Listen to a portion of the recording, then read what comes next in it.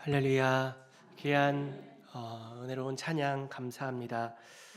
우리 시간 폭풍 속의 주라는 제목으로 마태복음 8장의 말씀을 함께 나누기 원합니다.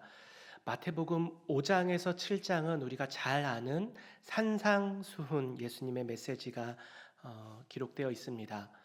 예수님의 천국 복음의 핵심이라 할 수 있는 내용들이 가득합니다. 그리고 이제 8장 1절을 보게 되면 산상수훈을 마치시고 산에서 하산하실 때 수많은 무리들이 예수님을 따르더라라고 기록되어 있습니다. 저는 오늘 말씀을 나누는 가운데 이 따르더라라는 단어를 계속 함께 집중하며 말씀을 나누기 원합니다. 하산하신 예수님께서는 예수님의 그 말씀의 증거로서 많은 사람들을 고치셨는데 나병 환자, 또 중풍 걸린 백부장의 수하, 베드로의 장모, 또 많은 귀신 들린 자, 아픈 자들을 고치셨습니다. 예수님의 탁월한 가르침과 이어지는 신유의 역사들을 본 무리들은 18절을 보게 되면 이번에는 예수님을 애워쌌다라고 표현하고 있습니다. 아마도 더 듣고 싶고 더 보고 싶고 더 경험하고 싶고 더 넘어가서는 그 내면 깊숙한 곳에 예수님과 함께라면 내게도 어떠한 유익이 있지 않을까, 이러한 마음도 있을 것 같습니다.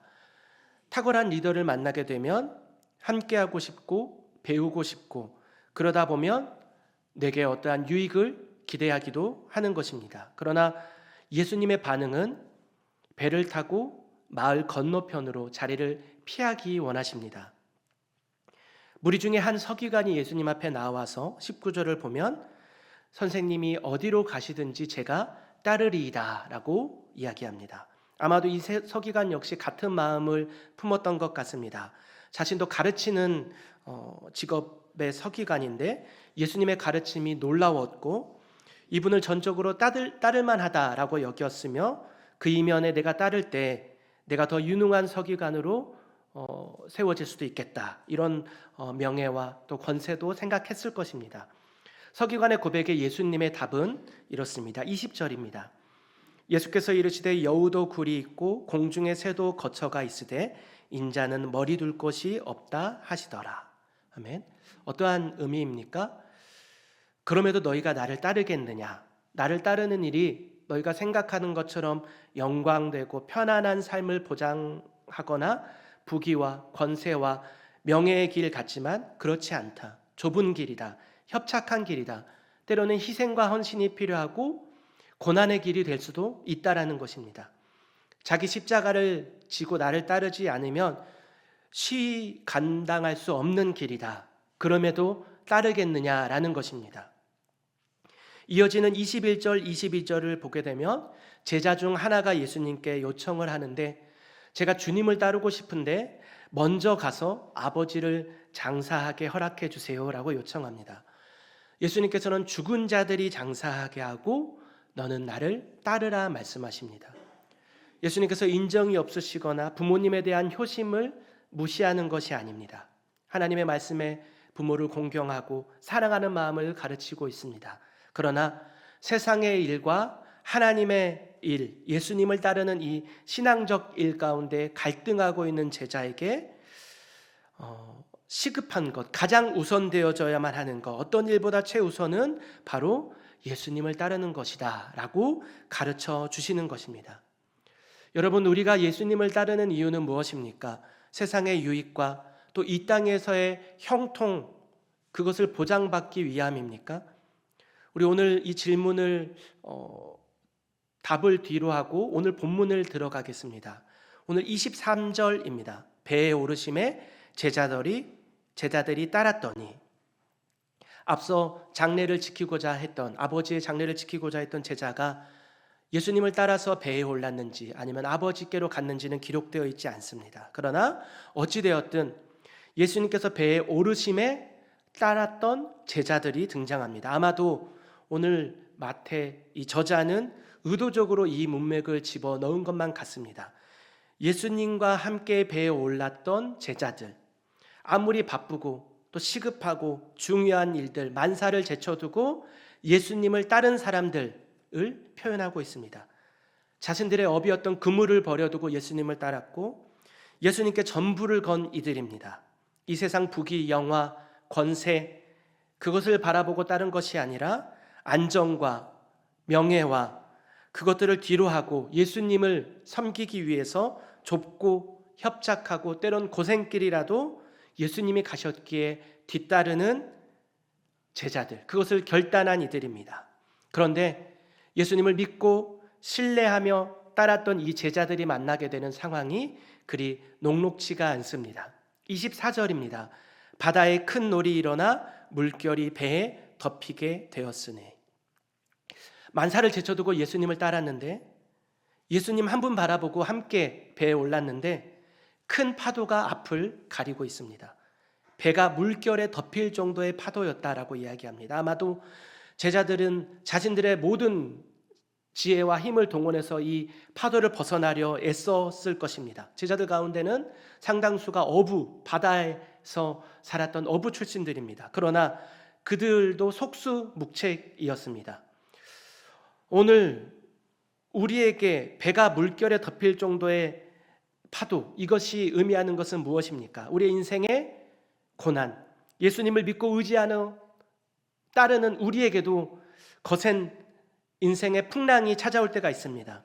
의도치 않게 이것이 우리에게 찾아오고 신앙생활을 하면 할수록 예수님을 따른다는 것이 만만치 않다라는 것을 발견하게 됩니다. 내 주를 가까이 하게 함은 십자가 짐 같은 고생이구나, 그러한 생각이 들 때가 있습니다. 예상치 못하게 우리의 인생에 찾아오는 파도도 있습니다. 생업과 환경과 직장과 자녀들, 또 물질, 또 건강, 여러 가지 모습으로 영적인 침체로, 외로움으로, 관계의 문제로 우리에게 찾아올 때가 있습니다. 배를 삼킬 정도의 이 거센 풍랑 앞에 우리는 어떠한 믿음을 가져야 할까요? 제자들은 풍랑을 헤쳐나가느라 잠시 잊고 있는 것이 있었다면 바로 지금 이 배에 예수님이 함께 계신다는 사실이었습니다. 오늘 본문에 예수님은 주무시고 계셨다라고 기록하고 있습니다. 제자들이 예수님을 깨우며 이렇게 요청합니다. 주여 구원하소서, 우리가 죽겠나이다. 아마도 주여 구원하소서, 이 정도는 괜찮았을 것 같은데 우리가 죽겠습니다라고 예수님을 닥달합니다.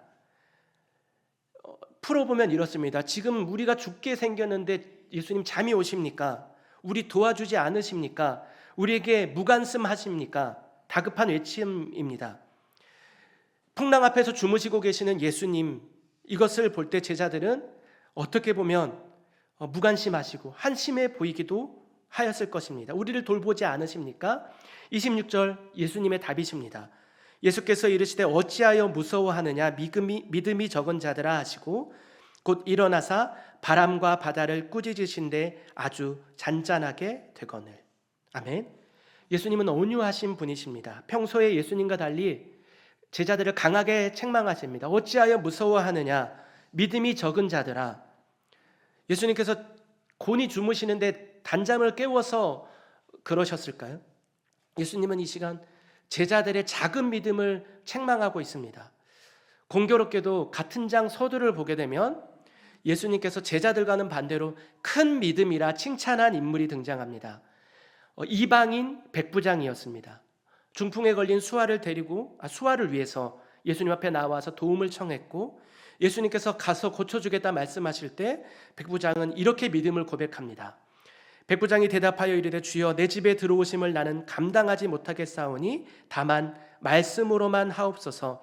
그러면 내 하인이 낫게 싸움나이다. 나도 남의 수하에 있는 사람이요 내 아래에도 군사가 있으니 이더러 가라 하면 가고 저더러 오라 하면 오고 내 종도로 이것을 하라 하면 하나이다. 엄청난 믿음의 고백을 하고 있습니다. 놀랍게 여기시며 예수님이 10절 이렇게 말씀하십니다. 예수께서 들으시고 놀랍게 여겨 따르는 자들에게 이르시되 내가 진실로 너희에게 이르노니 이스라엘 중 아무에게도 이만한 믿음을 보지 못하였노라.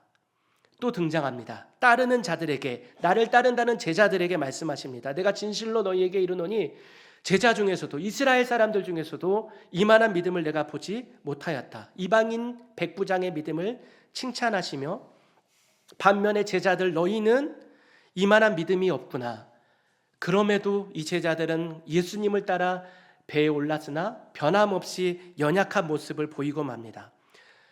제자들의 문제는 자신들이 예수님과 함께 있었다는 것을 잊고 있었다는 것입니다.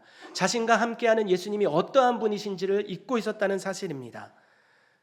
풍랑 앞에서, 내 앞에 거센 풍랑 앞에서 예수님을 망각하고 있는 것입니다. 예수님께서는 바람과 파도도 잠잠케 하시는 분이십니다. 아니, 바람과 파도도 창조하신 분이십니다. 백부장은 다만 말씀으로만 하셔도 내 하인이 낫겠습니다 라고 믿음의 고백을 하고 있고, 예수님의 입으로부터 나오는 그 말씀의 권세를 온전히 신뢰하고 있는 반면에 제자들은 예수님과 함께 있음에도 그분이 천지 만물을 창조하시고 다스리는 분임을 망각하고 있었던 것입니다. 그래서 풍랑 앞에 두려워하고 있는 것입니다. 잔잔해진 바람과 바다에 그제서야 사람들은 예수님을 집중합니다. 27절입니다. 그 사람들이 기이 여겨 가로되 이 어떠한 사람이기에 바람과 바다도 순종하는고 하더라. 아멘. 사랑하는 여러분, 믿음은 두려움은 몰아내고 두려움은 믿음을 몰아냅니다. 평안은 상황이 아니라 예수님을 믿는 믿음에서 나옵니다. 우리 주님은 예수님을 따르는 삶에 풍랑이 없다고 말씀하시지 않으셨습니다. 그러나 자신을 따르는 이들과 함께 하신다고 말씀하십니다. 예수님께서 주무시는 듯 보여도, 나의 문제에 무관심해 보이셔도 예수님은 폭풍 속에서 함께 하십니다. 결코 우리를 버리지 않으십니다. 우리의 믿음은 평안할 때가 아니라 폭풍 속에서 더욱 여실히 드러납니다. 믿음은 폭풍을 없애는 것이 아니라 폭풍 속에서 예수님을 신뢰하는 것이 믿음입니다. 믿음의 길은 고난이 없는 것이 아니라 주님과 함께 걷는 그 길이 믿음의 길인 줄로 믿습니다. 우리에게 예수님은 어떠한 분이십니까? 예수님은 하나님이십니다. 천지 만물을 창조하시고 다스리시는 주관자이십니다. 바람과 바다도 다스리십니다. 그분은 우리를 고아와 같이 버려두지 아니하시기 위해 십자가의 길을 가셨고 지금 이 시간에도 우리와 함께 하십니다. 마태복음의 주제 중 하나입니다. 마태복음 1장 23절입니다. 보라, 처녀가 잉태하여 아들을 낳을 것이요 그 이름은 임마누엘이라 하리라 하셨으니 이를 번역한즉 하나님이 우리와 함께 계시다 함이라. 마태복음 가장 마지막 절입니다. 내가 너희에게 분부한 모든 것을 가르쳐 지키게 하라. 볼지어다 내가 세상 끝날까지 너희와 항상 함께 있으리라 하시니라. 아멘.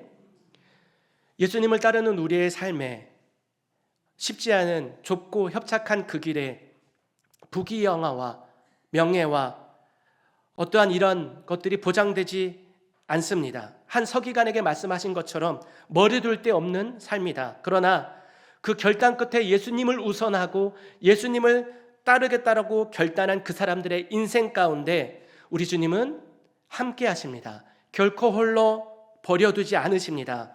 어쩌면 예수님을 따르는 우리의 삶에 폭풍을 없애주지는 않으실지 모르지만 아무리 험한 파도가 우리 앞에 있다 할지라도 우리가 두려워하지 않을 것은 임마누엘 하나님, 그 폭풍 속에 함께 하시는 주님이 우리와 함께 하시기에 우리의 안전은 보장된 줄로 믿습니다. 우리의 소망은 이것입니다. 요한복음 8장 12절입니다. 예수께서 또 말씀하여 이르시되 나는 세상의 빛이니 나를 따르는 자는 어둠에 다니지 아니하고 생명의 빛을 얻으리라. 아멘. 목사로서 앞에 있는 저도 주님을 따른다는 것이 참 쉽지 않다라는 것을 느낍니다. 때로는 거센 풍랑과 같은 것 앞에서 막연하고 연약해질 때가 있습니다. 현실의 문제, 또 여러 가지 장래에 대한 불안과 사역의 현장에서도 여러 가지 나의 연약함을 발견하게 됩니다. 때로는 전도사 시절에 지금보다는 조금 더 젊었을 적, 가정을 이루기 전에는 내 힘으로 무엇이든 될 것이라고 생각하고 부딪혀 볼 때도 있었지만 사역은 하면 할수록 이것이 내 힘으로 되는 것이 아님을 깨닫게 됩니다. 결혼을 하고 또 자녀들을 두고 보니 더욱 그렇습니다. 눈앞에 작은 파도도 거센 풍랑처럼 여겨지고 불안할 때가 있습니다. 저뿐이겠습니까? 여러분들은 어떻습니까? 우리의 인생에, 가정에 거센 풍랑과 같은 일들이 닥칠 때가 있다라는 것입니다. 직장에, 건강에, 경제적 형편 가운데, 관계에 여러 가지 모양으로 우리를 두렵게 합니다. 그래서 우리는 때론 주님께 질문합니다. 주님, 어찌하여 우리를 위하시지 않으십니까? 주무시고 계시진 않으십니까? 저를 돌보지 않으십니까? 몇 주 전에 청소년부 친구들과 함께 중간고사를 마쳐서 이월드에 주말에 놀러를 다녀왔습니다. 저는 사실 놀이기구를 별로 좋아하지 않습니다. 좀 무섭기도 하고 위험한 느낌이, 공중에 떠 있는 이러한 느낌을 별로 좋아하지 않습니다. 놀이기구 중에는 바이킹이라는 놀이기구가 있습니다. 배 모양으로 돼서 위아래로 계속 오고 가면서 공중에 떠 있는 느낌을 즐기는 것 같습니다. 이월드에 갔더니 한술 더 떠서 메가스윙이라는 가장 무서운 기구가 있더라고요. 이것은 위아래에서 멈추는 것을 넘어서 360도를 돌며 회전하는데, 의자도 돌면서 360도를 회전하는 아주 참 재미없는 놀이기구였습니다. 저는 타지 않았습니다. 타고 싶지 않았습니다. 그 위험해 보이는 것을 왜 탈까? 멀미도 좀 심하고 어지러운 느낌이 들어서 자연스럽게 괜찮은 척 조용히 우리 친구들에게서 빠져나왔습니다. 그리고 몇몇 샌들과 재미있는 회전 목마를 즐겼습니다. 그런데 놀라운 것은 우리 아이들은 오랜 줄을 서서 무서워하지 않고 심지어 그것을 웃으며 즐겁게 타고 있었다는 것입니다. 심지어 자신들의 돈을 내어주며 그 놀이기구를 타는 것입니다. 참으로 이해할 수 없습니다. 우리 아이들이 그렇게 즐겁게 놀이기구를 타는 이유가 무엇입니까? 안전이 보장되어 있기 때문입니다. 이 배를 타도, 이 놀이기구를 타도 죽지 않을 것이라는 것을 믿기 때문입니다. 자기 돈을 내어놓고 즐겁게 탈 수 있는 것입니다. 여러분, 예수님을 따른다는 것은 무엇입니까? 어떤 신학자가 이렇게 이야기합니다. 절대로 파손되지 않는 배를 타고 가는 선원이다. 왜냐하면 예수님이 우리의 선장 되시기 때문입니다. 안전이 보장된 배를 타고 항해하는 자들이 바로 우리들입니다. 오늘 따르다는 단어인 헬라어의 뜻에는 함께하다, 동반하다, 뒤따르다라는 의미들이 함축되어 있다고 합니다. 예수님을 따르는 것의 의미는 예수님의 가신 길을 따른다는 것입니다. 그 길에는 예수님의 십자가의 길도 있겠지만 예수님의 부활의 길도 있는 것입니다. 예수님과 합하여 죽고 부활에 참여하는 것입니다. 구원에 참여한다라는 의미입니다. 놀라운 선물인 것입니다. 생명의 빛을 얻을 것이라는 것입니다. 절대로 부서지지 않는, 풍랑에 침몰되지 않는 인생의 배를 타고 항해하는 저와 여러분들이 바로 오늘 이 자리에도 주님을 우선하며 주님을 예배하신 줄로 믿습니다.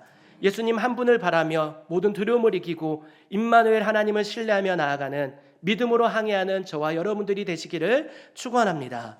기도하겠습니다. 우리의 연약한 믿음을 이 시간 주님 돌아보게 하시니 감사합니다. 우리와 함께 계시는 임마누엘 하나님을 신뢰하며 절대로 파손되지 않는 배를 항해하는 우리기에 믿음으로 모든 문제들을 이기고 나아가는 모든 성도님들 되게 하여 주시옵소서. 예수님의 이름으로 기도합니다. 아멘.